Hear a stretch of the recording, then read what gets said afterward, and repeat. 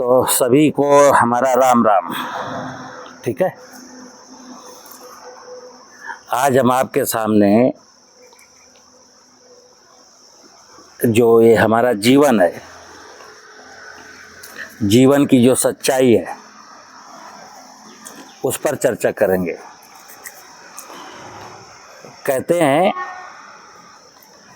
धर्म के बिना इस संसार में कुछ नहीं। जिसको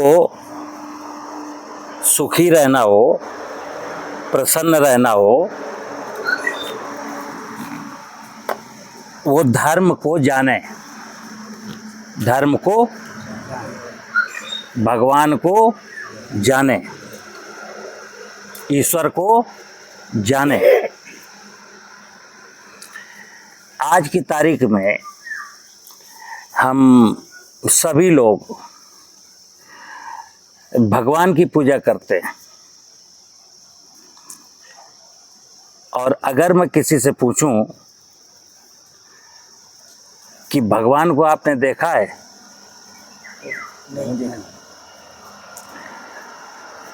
तो किसी ने भगवान को नहीं देखा, लेकिन सारे लोग भगवान को मानते हैं और भगवान की पूजा करते हैं।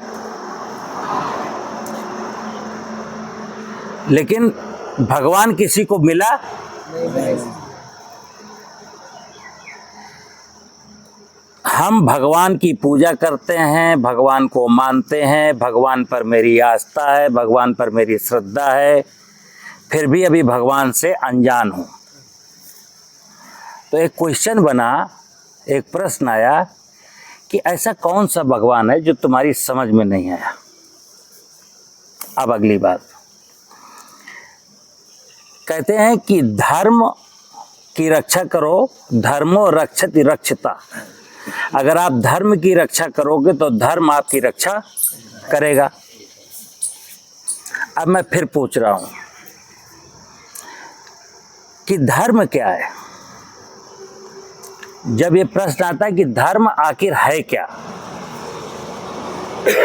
तो किसी को नहीं पता धर्म क्या है। लेकिन हाँ, कुछ लोग बताएंगे कि जैसे रामायण पढ़ना धर्म है, अगर कोई मुसलमान होगा तो जैसे मस्जिद में 5 वक्त की नमाज अदा करना धर्म है, कुरान पढ़ना धर्म है, मंदिर जाना धर्म है, यज्ञ करना धर्म है। कुछ ऐसे बताएंगे चीज़ें, लेकिन धर्म कोई बता नहीं पाएगा धर्म है क्या।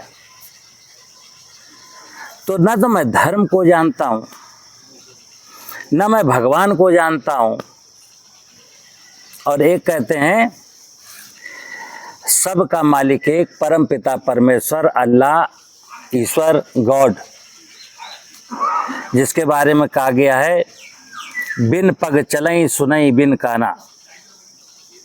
उस परमात्मा के बारे में कहते हैं कि जो जन्म एवं मृत्यु के बंधनों से मुक्त है, जो राग एवं द्वेष के बंधनों से मुक्त है, जो ऊंच एवं नीच के बंधनों से मुक्त है। हम उसकी संतान हैं। इस शरीर के अंदर एक अंश उस परमात्मा का है। समझना बात को। क्योंकि हमने कहा कि धर्म का उद्देश्य, पूजा का उद्देश्य, भगवान का उद्देश्य, परमात्मा को जानने का उद्देश्य मात्र एक है कि हम जीवन भर, मेरे जीवन में सुख आए, शांति आए और समृद्धि आए, और मैं प्रसन्नता पूर्वक अपना पूरा जीवन जी सकूं। उद्देश्य ये है। जब आप कोई भी धार्मिक क्रियाकलाप करते हो, जैसे अखंड रामायण कराना, सत्यनारायण की कथा कराना, घर में पूजा करना या पूजा कराना, उसके पीछे का मकसद क्या होता है? एक ही मकसद होता है कि हे ईश्वर, देखो मैंने सत्यनारायण की कथा कराई है, देखो मैंने अखंड रामायण बिठाई है, देखो मैंने घर में यज्ञ कराया है, देखो मैंने आपकी पूजा की है, तो आप मेरे जीवन में सुख, शांति एवं समृद्धि प्रदान करो। अब यहाँ पर ईश्वर कहता है कि बेटा, तुमको सुख, शांति और समृद्धि का बहुत बड़ा हिस्सा मैं आपको बहुत पहले दे चुका।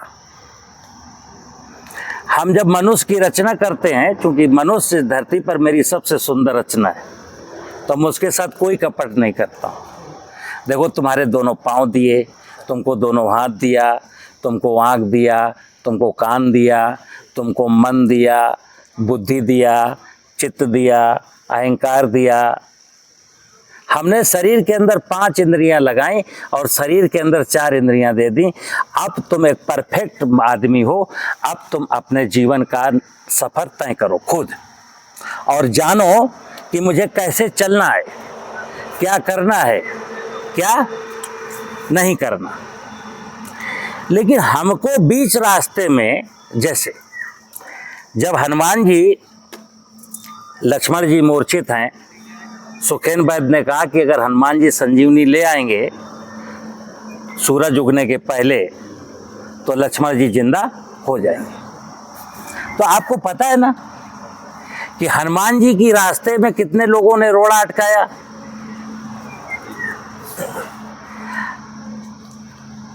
तो जो लोग हनुमान के भक्त हैं, इस संसार में बहुत सारे लोग हनुमान के भक्त हैं, तो मैं कहता हूं हनुमान जी ने कहा कि राम काज कीन्हे बिना मोहि कहा विश्राम। अब जैसे आज की तारीख में जो लोग हनुमान जी की पूजा करते हैं, हनुमान जी के भक्त हैं, तो मैं उनसे पूछता हूं कि मित्र ये बताओ कि हनुमान के तो स्वामी राम थे, तुम्हारा स्वामी कौन है? तो उनके मुंह से उत्तर नहीं निकलता तुम्हारा स्वामी कौन है। उनका कोई स्वामी नहीं है। बस उनको ये गलतफहमी है कि हनुमान जी की पूजा करेंगे तो हनुमान जी मुझको बल बुद्धि विद्या देंगे, मुझको विघ्न बाधाओं से बचाएंगे। ठीक है ना? तो सुनिए, धर्म, दुनिया में जितने भी मजहब हैं, हालांकि धर्म तो एक ही है, धर्म सिर्फ एक है, वो है मनुष्यता का धर्म, मनुष्यता को धारण करने का धर्म। वो धर्म जिसके लिए परमात्मा ने आपको इस धरती पर अवतरित किया। किसके लिए? जैसा सुनना, ये वनस्पतियां सब अपना काम कर रहे हैं कि नहीं कर रहे हैं? जितने भी जीव जंतु हैं सब अपना काम कर रहे हैं कि नहीं कर रहे? धरती अपना काम कर रही है, पहाड़ अपना काम कर रहे हैं, नदियां अपना काम कर रही है, चींटी अपना काम कर रही है, गाय अपना काम कर रही है, सूरज अपना काम कर रहा है, आकाश अपना काम कर रहा है, बादल अपना काम कर रहे हैं। जब इस संसार में जल जगत, जीव जगत की सभी इकाइयां अपने अपने काम में लगी हुई हैं, तो मनुष्य का धर्म ये है कि तुम एक बार जरा अंतःकरण से विचार करो कि तुम्हारी क्या ड्यूटी है। जैसे सारी चीज़ें तो लगी हुई हैं, चिड़िया बोल रही है, बीज बो रही है, केंचुआ कुछ कर रहा है, मेंढक कुछ कर रहा है, गाय दूध दे रही है, बकरी चर रही है। मनुष्य का भी तो कोई धर्म कर्म होगा ना, कर्तव्य। तो जो मनुष्य का कर्तव्य है वो काम करे, वही मनुष्य का धर्म है। जैसे अब परमात्मा ने कहा है कि बेटा देख, अगर धर्म को समझना हो तो ऐसे समझ कि 84 लाख योनियों की रचना के बाद तब मैंने आपकी रचना की, और तुमने कहीं से सुन लिया है, कहीं से पढ़ लिया है कि मनुष्य इस धरती पर परमात्मा की सबसे सुंदर और अंतिम रचना है। तो वो कहता है तुम ये केवल पता करो कि तुम सबसे अंत में क्यों आए और तुम सबसे सुंदर क्यों। तो अंत में क्यों आए? जैसे अगर मनुष्य यहां सबसे पहले आता तो यहां कोई वनस्पति नहीं थी, कोई गाय भैंस नहीं थी, तो तुम क्या खाते, दूध किसका पीते? तुम तो मर जाते। तो मनुष्य चूंकि सबसे सुंदर रचना है, इसलिए परमात्मा ने इतना बारीकी से इस धरती में इस अपनी माया को रचा है कि मनुष्य मेरा दामाद है, मेरा सबसे खूबसूरत रचना है। और ये कह लो कि भगवान के बाद अगर इस धरती पर कोई भगवान का रूप है तो वो इंसान ही है। अगर परमात्मा की कोई दूसरी इकाई साक्षात रूप पे इस धरती पर है तो कौन है? मनुष्य है। तो परमात्मा में और आप में कोई फर्क नहीं है। अब देखना, हम कहते हैं ना राम विष्णु के अवतार थे, कृष्ण विष्णु के अवतार थे, भगवान बुद्ध विष्णु के अवतार थे। तो मैं जैसे ऐसा लोग बोलते हैं कि वो विष्णु के अवतार थे, वो विष्णु के अवतार, तो मैं उनसे पूछता हूं कि आप किसके अवतार हो? ये संपूर्ण जगत में जितनी भी रचनाएं हैं, सारी की सारी रचनाएं विष्णु की ही अवतार हैं। राम ने, कृष्ण ने अपने कर्तव्य निभाए, भगवान बुद्ध ने वो काम किया जो उनको करना चाहिए था, इसलिए उनका नाम हो गया। और हम बिना नाम के पैदा हुए, बिना नाम के मर जाएंगे। क्यों? क्योंकि मैंने अभी तक धर्म क्या है, भगवान क्या है, मैं क्या हूं, ये जानने का ही प्रयास नहीं किया। तो सुनो, धर्म, ये जो धार्मिक स्थल हैं, जैसे पाठशाला होती ना, प्राइमरी पाठशाला, इंटर कॉलेज, डिग्री कॉलेज, अगर आप प्राइमरी स्कूल में जाएं और वहां कोई टीचर ना हो, ना वहां किताब हो, तो आपकी पढ़ाई हो जाएगी? नहीं होगी। अब सुनना, तो धार्मिक स्थल जो मंदिर है, मस्जिद है, गिरजाघर है, ये धर्म की पाठशाला है, धर्म की इमारत है। यहाँ जो ब्राह्मण है, पुजारी है, मुल्ला है, मौलवी है, पादरी है, ये कौन है? ये फैकल्टी है, ये शिक्षक है। जो गीता है, कुरान है, बाइबिल है, ये क्या है? ये पुस्तक है। तो जिन्हें धर्म समझ में नहीं आता उनके लिए कहा गया तुम धार्मिक स्थल जाओ, गुरुजी से पढ़ो और गीता, रामायण, बाइबिल ले जाओ। तो अब सुनना, ना मुझे रामायण पढ़ने की फुर्सत है, ना किसी मुसलमान को कुरान पढ़ने की फुर्सत है, ना किसी ईसाई को बाइबिल पढ़ने की फुर्सत है। शॉर्टकट। हम क्या सोचते हैं कि 100 ग्राम लड्डू लूंगा, मंदिर जाऊंगा और वहाँ जो एक मूर्त है उसको समर्पित करूंगा, और वो मूर्ति, वो भगवान जिसको मैं तथाकथित भगवान मानता हूँ कि गणेश हैं, ये शिव हैं, ये ब्रह्मा है, राम है, ये विष्णु है, और वो हम पे खुश हो जाएंगे और मेरी मनोकामनाएं पूरी। ये हमारे अंदर गलत फहमी है, हमारे अंदर भी है, मुसलमानों के अंदर भी है, ईसाइयों के भी अंदर है। और ये गलत फहमी आई कहां से? दो चीजें हैं कि संसार में अगर कोई आपको सत्य नहीं बता रहा है, धर्म का, भगवान का, परमात्मा का, जीवन का, तो फिर मेरा धर्म बनता है कि मैं खुद सत्य जानने का प्रयास करूं। दुनिया में तो कोई बता नहीं रहा है। बता क्यों नहीं रहा है? क्योंकि अब जो धार्मिक स्थलों का स्वरूप है, जब प्रारंभ काल में कभी धार्मिक स्थल जिसने रचना की थी, बनाया था, जो कॉन्सेप्ट था वो यही था कि वहाँ लोग भूले भटके लोग आएंगे, वहाँ एक धर्म का ज्ञाता होगा जो 10, 20, 25, 50 लोग आएंगे, उनको बिठाएगा, बिठाने के बाद उनको जीवन की सच्चाई बताएगा, उनको प्रसाद देगा। तो वो क्या हुआ? वो सब बिगड़ गया। अब तो केवल चढ़ावे का, चढ़ावे का, चढ़ावे का। और हमारे दिमाग में है कि अगर हम कुछ चढ़ाएंगे तो हम भगवान हम पर खुश होगा। जबकि आपने हजारों बार एक बात सुनी है कि भगवान भाव का भूखा है। भगवान किसका भूखा है? भाव का। यानी कि हम भगवान को क्या चढ़ा सकते हैं? भगवान का मतलब है ये भूमि, गगन, वायु, अग्नि, नीर, ये पंच महाभूत। हमारे पास कपड़ा हो, मिठाई हो, फल हो, दूध हो, द्रव्य हो, मुद्रा हो, सब कहाँ से आई है? भगवान की ही है। सब कुछ भगवान का ही है। और उसी में से एक छोटा सा अंश लेकर के मैं सोचता हूं मैं भगवान को खुश कर दूंगा। तो ये मेरी गलत फहमी हुई। गलत है ना? इस बात से भगवान और नाराज होता है कि बेटा तुमको कितनी बार बताया कि मैं भाव का भूखा हूं। और भाव का मतलब क्या है? जैसे एक आरती गाई जाती है हमारे पूरे देश में, ओम जय जगदीश हरे, तेरा तुझको अर्पण क्या लागे मेरा, स्वामी जय जगदीश हरे, मैं मूरख खलकामी कृपा करो भरता। सुनना, एक आदमी 25 साल से गाना गा रहा है शाम को, मैं मूरख खलकामी कृपा करो भरता। ईश्वर कहता है बेवकूफ, जब तुझे पता है तू खली है, कामी है, क्रोधी है, तो ये छोड़ क्यों नहीं देता? ये आरती बनाई इसलिए गई है कि ताकि आप ईश्वर के सामने कम से कम अपने अपराध को स्वीकार करें।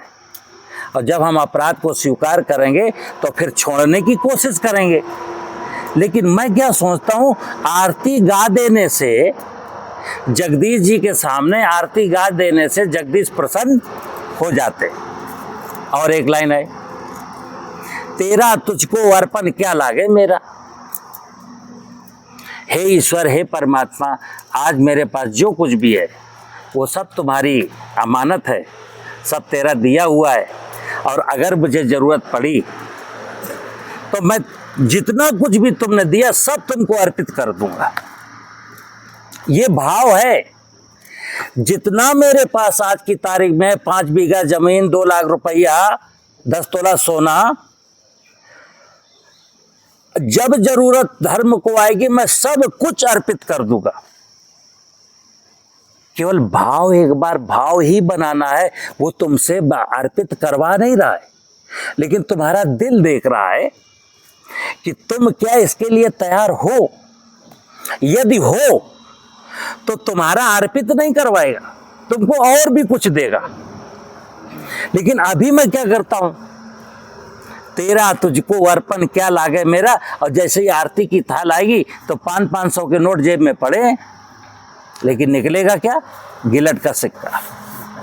और अगर दुर्भाग्य से गिलट का सिक्का जेब में नहीं हुआ तो 10 का नोट आरती की थाल में रखेंगे और 9 सिक्का निकाल लेंगे। तो अभी तो तुम कह रहे थे तेरा तुझको अर्पण क्या लागे मेरा, ठीक है ना? तो सुनिए, धर्म की असली परिभाषा है, सुनना, 2 चीजें होती हैं, आत्मज्ञान, आत्मबोध।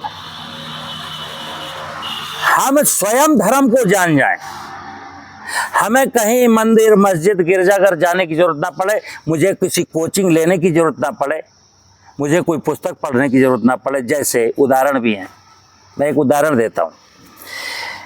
मर्यादा पुरुषोत्तम भगवान राम के जीवन चरित्र पर रामायण लिखी गई है। उन्होंने रामायण पढ़ी थी क्या? राम ने रामायण नहीं पढ़ी थी।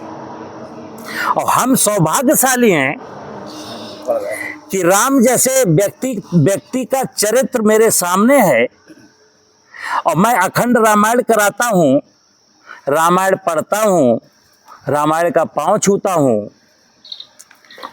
लेकिन रावण भी बन पाने में असमर्थ। देखिए आप, राम ने रामायण नहीं पढ़ी थी, फिर भी राम बन गए और हमको रामायण जैसा ग्रंथ मेरे सामने पढ़ने का अवसर मिलता है, राम का चरित्र मेरे सामने है, लेकिन मैं रावण नहीं बन पा रहा हूं।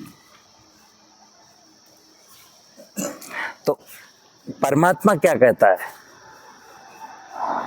कि ये जो आपका नाटक है ना, धर्म के नाम पर, भगवान के नाम पर, पूजा के नाम पर, जितनी भी नौटंकी तुमको करनी है कर लो बेटा, लेकिन आपकी किसी भी नौटंकी का हम पर कोई असर पड़ने वाला नहीं है। तो वो राम क्या कहते हैं? राम माने ईश्वर, क्योंकि उसी ईश्वर का अंश मेरे अंदर है। और उसी का नाम भी मेरा नाम है। तो इस संसार में उसके अलावा कुछ है ही नहीं। तो हम क्या कहते हैं, सरलता में देखना कि आपको अगर भगवान की अनुकंपाएं पानी हो तो क्या कहता है, बिल्कुल मेरी नकल कर। जैसे वो क्या कहता है कि मैं जन्म एवं मृत्यु के बंधनों से मुक्त हूं,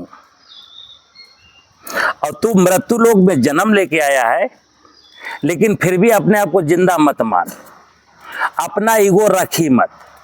तुम ये मानो ही नहीं कि तुम दुनिया में हो, तुम्हारा कोई ईगो नहीं है। तो अपना अहंकार, जो शारीरिक अहंकार, अपने पद का अहंकार, अपनी योग्यता का अहंकार, अपनी संपत्ति का अहंकार, ये अहंकार मत ला। और लाना ही है तो कौन सा अहंकार ला? तू एक अहंकार अगर तेरे अंदर आ गया कि मैं इंसान हूं। एक अंदर इंद्री है आपके अहंकार नाम की, तो वो कहती है अगर वो जागृत हो जाए और तुम ये सोचो कि हाँ, मैं गर्व के साथ कहता हूं कि मैं इंसान हूं, मैं हिंदू नहीं हूं, मैं मुसलमान नहीं हूं, मैं ऊंच नहीं हूं, मैं नीच नहीं हूं, मैं ये जाति का नहीं हूं, मैं वो जाति का नहीं हूं। क्योंकि परमात्मा न किसी जाति को जन्म देता है, ना ऊंच को जन्म देता है, ना नीच को जन्म देता है। परमात्मा ऊंच एवं नीच के बंधनों से मुक्त है, तो आप भी ऊंच एवं नीच के बंधनों से मुक्त हो जाओ। परमात्मा राग एवं द्वेष के बंधनों से मुक्त है, तो तुम भी मुक्त हो जाओ, क्यों? आपके अंदर उसी का अंश है।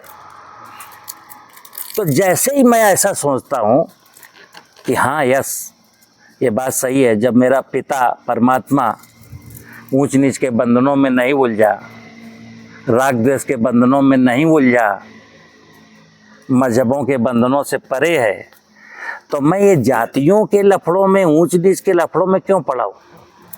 क्योंकि मैं फिर बता दूं, जब तक मेरे अंदर ये जाति के, मजहब के, भाषा के, क्षेत्र के बंधन हैं, तब तक मैं इंसान ही नहीं हूं। और अगर मैं इंसान ही नहीं हूं तो कौन सी पूजा, कौन सा भगवान, कौन सा परमात्मा, कौन सी भक्ति, आपको क्या मिलने वाला है? तो भटकते रहिए, भटकते रहिए, भटकते रहिए। तो परमात्मा को प्राप्त करने का क्या तरीका है? केवल एक ही, जैसे मैं उससे कुछ मांगूं, उसके मंदिर जाऊं, उसको कहीं मान करके कि यहाँ परमात्मा है, हे परमात्मा मुझे ये दे। वो परमात्मा कहता है बेटा मैं तेरा पिता हूं, तुझे मांगने की जरूरत नहीं है, तू केवल अपना कर्म कर। और कर्म फल का सिद्धांत देखिए, कर्मों के फल से न बचोगे, चलना जरा संभाल कर, अभी समय है अभी बदल ले तेवर अपनी चाल के। मर्यादा पुरुषोत्तम भगवान राम, जिनको हम कहते हैं मर्यादा पुरुषोत्तम भगवान राम, जिनके पिता थे दशरथ, जिन्होंने धोखे से श्रवण कुमार को मारा था, यानी शब्द वेदी बाण के माध्यम से वो हिरण को मारना चाह रहे थे, लेकिन वो बाई चांस वो हिरण पानी नहीं पी रहा था, श्रवण कुमार का मटका में जब पानी भर रहा था तो वो हिरण जैसी आवाज थी। तो आप समझना कि मर्यादा पुरुषोत्तम भगवान राम स्वयं अपने पिता को कर्म फल के सिद्धांत से बचा नहीं पाए। लेकिन हम लोगों के बारे में निरे लोग इस महफिल में, इस समाज में घूमते फिरते हैं कि तुमको मैं तुम्हारी ये पूजा करा के तुम्हारा ये वाला कर्म वॉश आउट कर दूंगा, तुम चिंता मत करो। तुमने गाय मारी है ना, तो महामृत्युंजय का पाठ करके मैं ठीक कर दूंगा, तुम चिंता मत करो। तुमने डकैती डाली है ना, तो मैं वो शिव आराधना करके कर दूंगा, बस नेक पैसा ज्यादा लगेगा। तो सुनना, परमात्मा कहता है हे पुत्र, अगर तुमको हमसे मिलना है तो बीच में दलाल क्यों ले आते हो? हमारा तो दरबार इतना खुला हुआ है कि कोई कभी भी आकर के अर्जी डाल सकता है। कभी भी आप रात में, दिन में, सोते जागते, बाथरूम में, कहीं भी आप मुझको याद करो, मैं आपकी अर्जी स्वीकार कर लूंगा। लेकिन नहीं, हमको विश्वास नहीं होता। मुझको लगता है कि ये काम मैं नहीं कर सकता, ये काम फलाने करेंगे। फलाने क्या कहते हैं, हम कर तो देंगे लेकिन फीस इतनी लगेगी। अब आप सोचना थोड़ी देर के लिए, क्या परमात्मा दलाली खाता है? लेकिन हम तो मान रहे हैं, अभी तो यही हो रहा है। तो परमात्मा कितना दुखी होगा आपसे कि हे पुत्र, तुम मेरे स्वभाव से परिचित नहीं है क्या? इस धरती पे जो कुछ भी है सब मेरा, मत उससे 11,000, 21,000, 51,000 क्यों लूंगा? जब मैं नहीं लूंगा तो तूने उसको क्यों दिए? और वो तुझसे कोई बड़ा है क्या? जो लोग ऐसा काम कराते हैं वो आप जैसे ही हैं। बस हमने मान लिया है कि ये परमात्मा के यहाँ इनकी कोई सिफारिश चलती है, जबकि मैंने अभी बताया कि परमात्मा के यहाँ सिफारिश तो मर्यादा पुरुषोत्तम भगवान राम की भी नहीं चलती। इस संसार में जो ऐसा करते फिरते उनकी क्या चलती होगी, बोलो? तो धर्म का मतलब है सद्विचार, सदाचरण, सदकर्म। धर्म हमारे सद्विचारों, सदाचरणों और सदकर्मों से प्रकट होने वाला विषय है। धर्म की परिभाषा कोई दूसरी नहीं है। हम सदाचारी हैं, हम सदा विचारी हैं, हम सदकर्मी हैं, तो समझ लो हम धर्म को। और खेती में जैसे आप इल्ली मारते हो, दीमक मारते हो, व्हाइट ग्रब मारते हो, तोता को गुलेल से मारते हो, खरपतवार मारते हो, ये क्या है? परमात्मा की बनाई हुई कायनात को मारते हो, भगवान की रची हुई रचनाओं को मारते हो, भगवान की रचनाओं से तुम द्वेष करते हो और फिर मंदिर में घंटा बजाते हो ये सोच करके कि भगवान मुझसे खुश होगा, शाबाशी देगा। है क्यों? आपको शाबाशी नहीं दे सकता। वो कहता कोई नाटक नहीं, तुम केवल मेरी जो व्यवस्था है धरती पर, जो रचनाएं हैं, जो 84 लाख योनियों की माया है, जो पहाड़ है, जंगल है, नदी है, नाला है, केवल उसकी सुरक्षा का जिम्मा लो। बकाया सारा काम हम करेंगे, तुमको यहाँ कुछ नहीं करना। लेकिन हम क्या करते हैं? नहीं, हमें विश्वास नहीं ना भगवान पर। जैसे किसी ने कहा कि तुम चिंता मत करो, सब भगवान देख लेगा, तो अभी 4 लोग आ जाएंगे, ए जा चूतियापे में मत पड़ियो, हैं किन्ने कहीं भगवान देख लेंगे। अरे कहीं भगवान नहीं देखता यार, बिना अपने मरे स्वर्ग नहीं मिलता यार, करना ही पड़ेगा। तो भगवान का विश्वास टूट गया। एक बार भगवान ये कहता है कि बेटा तू केवल अपना कर्म कर, तेरी सारी बला मैं ले लूंगा। जिसने अपनी सौंप दी प्रभु को लंबी डोर, उलझ कभी सकती नहीं पकड़े नंद किशोर। बस एक ही चीज है कि कर्म पता होना चाहिए, कर्म क्या है, कुकर्म क्या है, सुकर्म क्या है। जैसे एक दारू बेचने वाला व्यक्ति बहुत पैसा कमा लिया, दारू के ठेके पे बैठता है, तो लोग क्या कहते हैं समाज में, उसने भाई साहब बहुत कर्मशील व्यक्ति है, देखो अभी 4 साल हुए करोड़पति हो गया। ये कर्म नहीं है, ये कुकर्म है। 1000 फैमिली को बर्बाद करने के बाद साला करोड़पति बना है। स्मैक बेचना, चरस बेचना, गांजा बेचना, नकली दूध बेचना, नकली मिठाई बेचना, मनुष्य के स्वास्थ्य को दांव पर लगाना, खेत में यूरिया डालना, इंसेक्टिसाइड, ये सारे पाप हैं। बोलो, तो हम सारे लोग पापी हो गए। तो हम पाप करें धरती पर, उसके बाद 2 रुपए की अगरबत्ती लें और कहें हे ईश्वर मुझे माफ कर दे, कर देगा 2 रुपए की अगरबत्ती से माफ? है क्यों? नहीं होगा। आप सुनना, मंदिर क्यों जाते हैं? जैसे अभी सारी दुनिया मंदिर जाती है, सारी दुनिया मस्जिद जाती है, हम लोग मंदिर जाते हैं।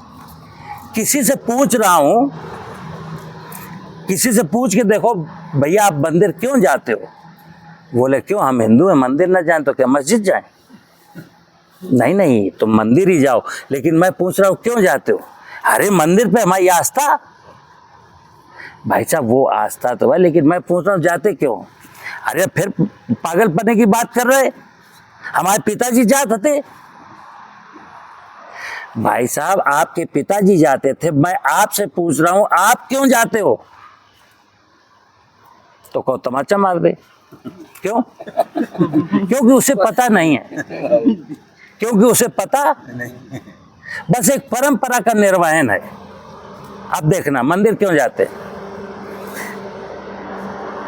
अगर मंदिर का स्ट्रक्चर ना हो, मूर्ति रखी हो एक, जैसे आज जिस मंदिर में आप जाते हो वहां एक शिवलिंग रखा है, अगर कोई कहीं शिवलिंग रख दे और मंदिर का स्ट्रक्चर ना बना हो तो उस मंदिर कोई नहीं जाता, नहीं जाता।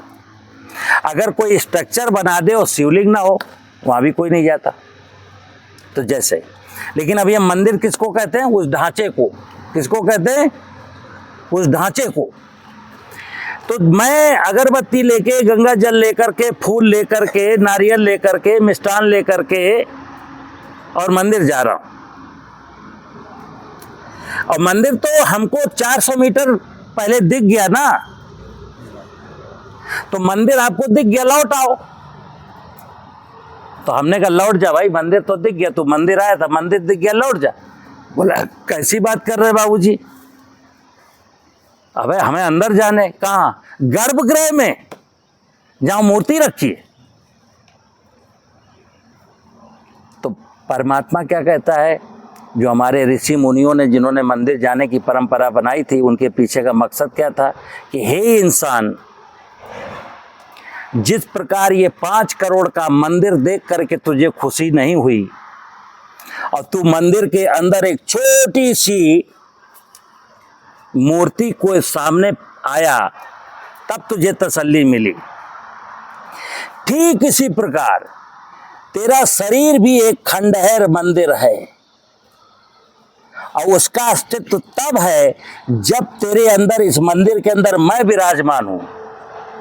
जैसे इस मंदिर में प्राण प्रतिष्ठित मूर्ति की वजह से इस मंदिर की शोभा है, इसी प्रकार तेरे अंदर जो मेरी मूर्ति प्रतिष्ठापित है उसकी वजह से तेरा अस्तित्व है। तो मंदिर रोज आना बंद कर। अगर इतना ज्ञान हो जाए कि तू अपने मन मंदिर में झांक के देख कि मैं तेरे अंदर ही हूं, और यहां जो लाया है ना ये मिष्ठान, तो मिष्ठान कहता मिष्ठान दुनिया को परोस, खुद जहर खा ले। खुशबू जो तू दीपक बन करके जी, दुनिया को प्रकाश दिखा। अगर ऐसा कुछ कर पाया तो मेरा मंदिर जाना सार्थक हुआ, और अन्यथा 21 साल की उम्र से मंदिर जा रहे थे, 70 साल तक मंदिर जाते रहे, मर गए।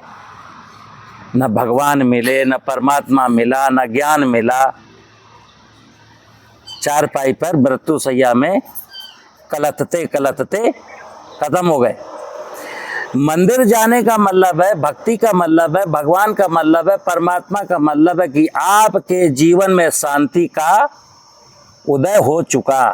अब आप बिल्कुल शांत हैं, प्रसन्न हैं, हंसते हैं, मुस्कुराते हैं, किसी से कोई शिकायत। अब हम किसी से नहीं लड़ते, और जब तक ज्ञान नहीं है तो हम दिन भर लड़ते हैं। और लड़ते किससे हैं? गरीब से लड़ते हैं। जैसे धरती से लड़ते हो, इल्ली से लड़ते हो, शेर से लड़े हुए, शेर से लड़ो, गरीब से ही लड़ोगे यार, गरीब को ही मारोगे। केचुआ तुम मारोगे, दीमक तुम मारोगे, इल्ली तुम मारोगे, तितली तुम मारोगे, भालू मारो जाके जंगल में, है औकात ना? अच्छा, हम लोग सारा मनुष्य जीवन में अपने से बड़े आदमी से नहीं लड़ता, और छोटे आदमी से दिन भर लड़ता है। रिक्शा वाले से, टेम्पो वाले से, सब्जी वाले से, फल वाले से, हैं? क्यों? कभी बस कपड़े की बड़ी दुकान में जाकर के, बर्तन की बड़ी दुकान पर जाकर के कभी लड़ते हो? मोटरसाइकिल खरीदने में गए, वो 47,000 की दे रहा, कभी झगड़ा हुआ? नहीं। जब केला खरीद रहे थे वो कह रहा था 50 रुपए दर्जन दे बाबूजी। साले बहुत चोर हो, बहुत हरामी हो। हम मंडी गए थे, 35 रुपया दर्जन बिक रहा था, साले लूट रहे हो। अब तुम्हें इतना पता नहीं है, बेचारा सुबह जग के मंडी गया था, 35 रुपये दर्जन लाया था, वहाँ उसने थोक के भाव दिया था, छांटने नहीं दिया। और यहाँ तुम छांट छांट के लोगे, शाम को उसको 2 दर्जन तो केले ऐसे बच जाएंगे कि जो बिकेंगे ही नहीं, उससे तुम लड़ो। ठीक है ना? तो परमात्मा कहता है बेटा ये संपूर्ण जगत मेरा है और संपूर्ण जगत को मेरा मानो, सबके साथ परस्परता में मिल करके जियो। इस दुनिया में, इस संसार में तुम्हारा कोई दुश्मन नहीं है। भगवान कसम, सांप आपको कभी काट नहीं सकता अगर आप कायदे से चलते हो तो। जब सांप को छेड़ोगे, लाठी लेके मारोगे तो पलटवार करेगा।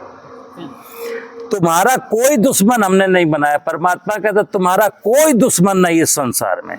दुश्मन अगर इस संसार में कोई किसी का है तो सबसे बड़ा दुश्मन तो आदमी है, सबका दुश्मन है। अपने परिवार का भी दुश्मन बन गया, अपने भाई का दुश्मन बन गया। ठीक है ना? जैसे मैंने बीच में राम की कहानी सुनाई, तो राम की कहानी ज्यादा पढ़ो ही मत, रामायण पढ़ो ही मत। अब ये तय कर लो, राम ने तो भरत के लिए वनवास, अयोध्या की गद्दी का राजपाट दे दिया था। हमारा भाई अगर 1 बीघा जमीन देनी पड़े दे देंगे यार। और जैसे ही तुम जमीन देन, भाव है, देखिए आपने कहा मेरा भाई 2 बीघा जमीन मेरी छीन रहा है, तो आपने उससे कहा प्रेम से, लला काहे तुम चोरी चमारी कर रहे, तुम 2 बीघा का 3 बीघा ले लो माई। तो हो सकता है लालच में आज ले ले, लेकिन 2 साल 3 साल 14 साल तक बस तो प्रतीक्षा करना। 14 साल के बाद उसको ज्ञान प्राप्त हो जाएगा, क्या कहेगा, भैया हमसे गलती हो गई, तुम अपनी जमीन अपने पास, नमस्कार।